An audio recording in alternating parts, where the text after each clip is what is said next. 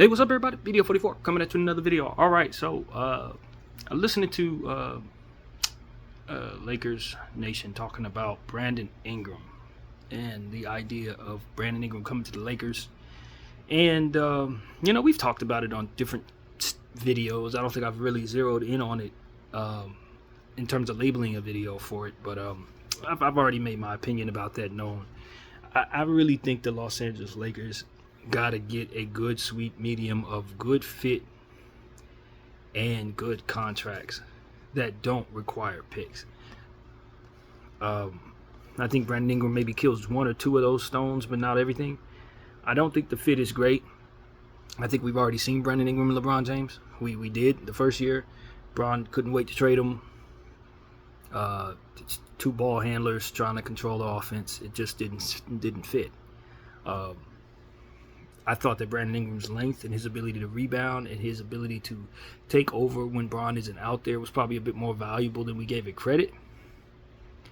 And I like the fact that he was someone we drafted that I wanted to stick around. Never really wanted to trade him at all, to be honest with you. And if Brandon Ingram could play a little better off ball or learn to play off ball a bit more, I thought he was really going to fit well, giving us a lot of length.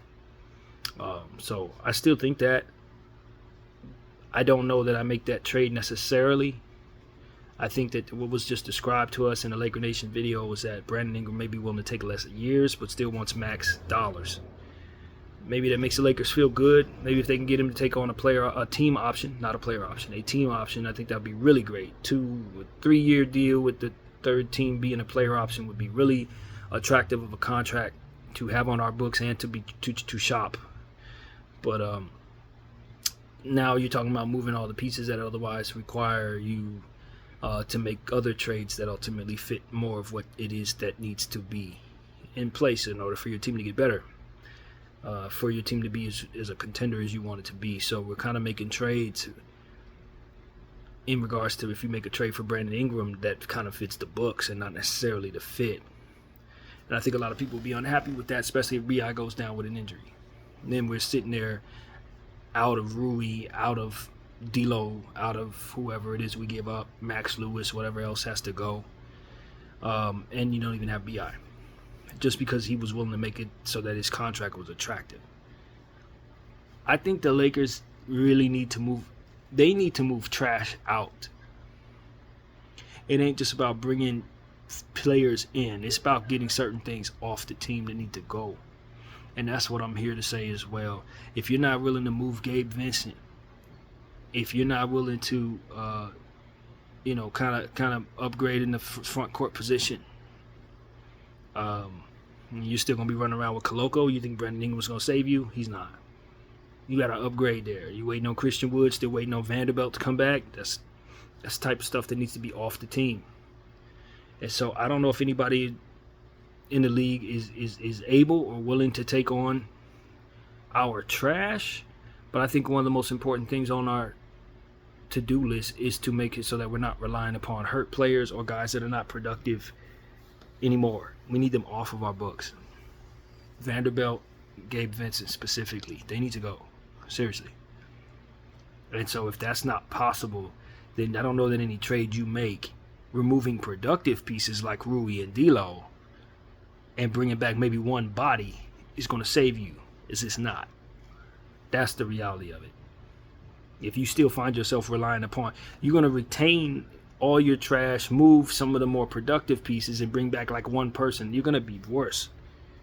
You're going to be worse. That's what I think ends up happening. So, while in a nutshell, do I want to do a Rui D'Lo trade for Brandon Ingram? Yeah, if I'm in a different situation, I definitely am pushing for that. I think it's an overall upgrade. Problem is, D'Lo and Rui are two of my most productive players, and I got so much non-productive players and so many injury-prone players to where I know I ain't that much better if I do something like that. I might have upgraded my overall talent, but if B.I. goes down with an injury, now I'm even more reliant upon the trash. I'm not winning when I do that. So that's really part of the problem there. The Walker Kessler trade is going to cost you picks. I think that Walker Kessler really would fit. The way that he's been playing this season is exciting to me. in terms of he's playing up his value in Utah. He's blocking shots. He's rebounding the ball. Not much of a scorer, but we don't need him to be necessarily. We just need him to be a defensive anchor in the paint, helping us with Jokic and things like that. He's worth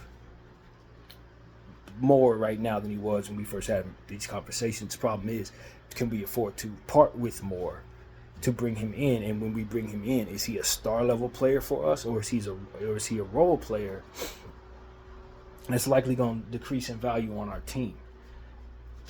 Him decreasing in value is not as much as important as us giving up a star player ransom for a role player. That's the concern.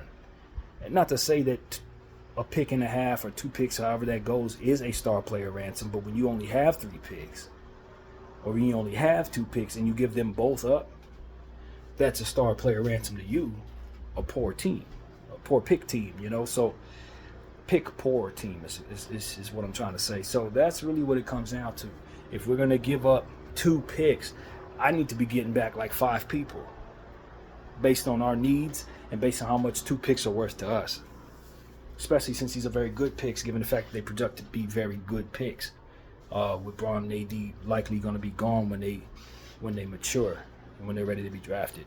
So I'm not really ready to move those picks for Walker Kessler. I think those picks are more valuable than Walker Kessler. They are.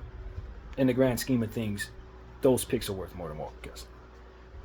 If you expect him to be the first overall pick in the 2027 draft, because our team is going to bottom out because we ain't no good, hell yeah, you better think twice about moving on from those picks for Walker Kessler. You know, I was taking a look at the Laker picks. They have their 26th pick. So I think I hold on to that pick for dear life just in case I need to tank that year, which is possible if LeBron James retires next year. I'm going to want my pick for 26. And like I said, 31 and 30, I don't know what comes down the road for the Lakers. You'd like to think that you can sign a free agent superstar that makes those picks no good, but I can't guarantee you that we're going to do that. I don't know what's going to happen by then. I'm not comfortable moving 30 and 31 at all. 27's already mortgaged. That's going to Utah. 25 this upcoming season is going to the Hawks, who we play tonight. So for me, I'm not really overly excited about what the Lakers' prospects are for moving picks based on how we project to look in the coming years. It's just not a smart decision. You may be able to get yourself an opportunity at a championship, have you a nice little Western Conference Finals run if you make the right trades for this roster. Bron James leaves, and now you don't have no picks. It's just not worth it to me. A lot of Laker fans who are caught up in the moment need this moment to be better than any other moment ever, then obviously they're going to disagree. But me and them do not agree. It just is what it is. I definitely I'd rather not suck horribly because I'm trying to be a little better today. Especially when I got a group of guys that don't even really have it in them to compete every night, whether they have enough or not. They're not worth investing into that degree. Not when I only have but so much, and have already invested in them for which they weren't able to do anything with. You know, so for me, it's like any trade I'm doing is not going to involve first round picks. And any trade the Lakers need to be doing need not bring back trash. So these are 2 things that we need to be honest about. Don't bring back trash. Don't get rid of 2 second-round picks and bring me back washed-up ass Valanciunas just because I need a center. I'm sorry, dude is washed. I'm not of the mindset that that's a player that's actually going to help the team in the long run. What you can count on, though, is him coming in, doing the best that he can at 35, 36 years of age, and you wishing you had those 2 picks later on when he's retired, like next year. It's not worth it, guys. It's not worth it. What is worth it is to try to take those 2 picks and maybe get back some up-and-coming youthful piece that may play up his value upon coming to our team. That's the type of move you want to make. And if that player ain't out there, then you hold your picks for dear life and know that it's going to help you make trades to form the next unit that ultimately is going to be responsible. You're going to be responsible for forming. Why is it so hard for the Lakers to make trades right now? Because they don't have pick equity. So the logic is to give away the little pick equity we have left. That's stupid. In all intent and purposes, it's not smart for an organization to think that way. Not to mention what picks represent. Not just currency, but actual talent that's going to be coming into your league. of whom you can't tell how great or how good these guys are. Every great player, with the exception of a few of them, have been draft picks. So you're going to let these guys go to different teams so that you can finish off your role playing situations? It's just not. I'm telling you, Laker fans, in the long run, you will wish to God you didn't do that. So that's really what it comes out to. Jonas Valanciunas is never going to be worth draft equity in the future. He's never going to be worth that. Never. Prospects or draft equity. Now, he may be worth that to you based on you not having a center, but you not having a center is not something that you should be paying double for, triple for. The market's going to want you to do that, and it's meant to bottom you out. It's meant to make you worse in the long run, and force you into having no leverage to make better trades in the future when you're going to need to make trades even more so than you do right now. So all this seize the moment for LeBron James garbage is eating away at the leverage we have to do good deals, and I'm not buying it. I'm not buying it at all. So that's my take. If we can't take the stuff that we don't want and move it for something that can ultimately make us better and less reliant upon garbage, then it's probably not worth doing it. Because right now, we're not overly reliant upon garbage. That's what people need to understand. Because of the presence of Rui and D'Lo and Max Christie and different pieces, we're not overly reliant on Vanderbilt hurrying up and coming back, Christian Wood hurrying up and coming back. We are shallow in the center position, but that's the only position we're extremely shallow in. Every other position, we have some talent, making it so that we're not asking Traore to play 30 minutes a night. You see what I'm saying? We have to run through several injuries before we get to that point. That is the type of thing you need when you have trash, is enough layers in front of that trash so you're not relying upon it.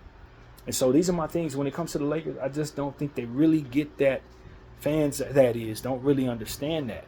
Once you start moving 3 for 1, now you're more reliant upon Gabe Vincent to play more minutes. Do you want that? You're going to move D'Lo, you're going to move Rui, you're going to lose Max Lewis. Now you got to play these people that you rather not see so damn much. Your team ends up worse. You may be able to get off to quicker starts because you have a slightly more talented starting lineup, but you are less likely to be able to withstand injury without playing even worse than you look right now. So, no. Keep the depth in mind when considering what you're doing. Peeling back the layers, exposing the trash on the back of our bench is not what you want to do. You want to rely on Bronny James? Move 3 for 1, and you're going to see a lot of Bronny James on the floor. That's what we don't need. That's what I'm trying to say. So, in a perfect world, you want to become pick rich so that it doesn't hurt as much to move 2 picks for Walker Kessler. This is why you hold the picks you have right now and try to acquire more or let some years go forward so that more picks are tradable as they start to replenish going forward.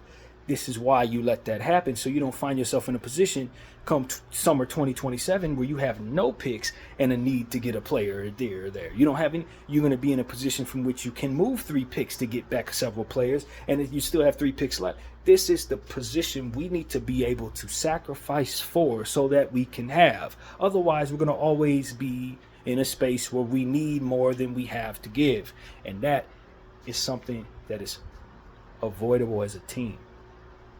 You know, you save your money. It's just like saving money. I only got $2, but I have a job that pays me 50 cents a week. Okay, save a quarter a week. And eventually I'm not going to just be in a space where I only have $2. I'm going to be in a space where I have $5, $6 if I save long enough, and then I'll have enough to do enough. As long as we're not budgeting, we're going to be poor. And it's going to translate to our roster being worse than it is right now. Y'all trying to get from play-in tournament team level to contender. What I'm telling you is the future teams are going to find themselves at Washington Wizards level and not be able to get out of Washington Wizards level just because y'all wanted to make this jump right now. And unlike the Wizards, we ain't going to even have a pick at the end of the year to give us the best player overall in the draft. That person's going to be going wherever we trade this pick to. It's just not, it's not smart. It's not worth it. And I'm not co-signing it so that y'all can feel better about bringing a player that may be able to fill a need with a roll. It's not. Hell no, bro. Hell no. You could be giving away the next first overall pick, second overall pick, fifth overall pick that could turn out to be a great player just so y'all could get Walker Kessler. Man, if you don't get out of here with that garbage, I could probably find a Walker Kessler in the second round, but one of these second round picks you about to give up for Valanciunas. You feel me? Like, I know better. I'm super, super aware of how ill-advised all of this actually is, and it ain't worth it. So that's what I want people to understand, man. I'm trying to be the voice of reason in regards to our future, in regards to making us pick rich as opposed to being pick poor. I want people to understand why they're in the situation they're in. It's because they keep co-signing the same stuff that ultimately put us in this hole in the first place, mortgaging picks. And we keep running into these players that we've mortgaged off. Dyson Daniels, DeAndre Hunter, Scottie Pippen, Jay Huff. You're going to see them all, man. All these players should have been Lakers. Jaden McDaniels. Look at all that talent that you guys just are comfortable with giving away in the future in theory. It's the same thing. It's what you've done. It's why this has happened to you. Because you keep on co-signing nonsense in regards to giving away picks for your current situation. The current situation is fleeting. Today moves on. What do you have to show for tomorrow so that you can be in a richer position to build a better team than what you have right now? Your team sucks and you need to make changes because you've mortgaged picks to get what you have. It's exactly why you suck right now. It's why you need to make trades right now. That's the point. So it's like, can we stop doing what put us in this hole in the first place? BDL 44. I thank y'all for watching. I'm out.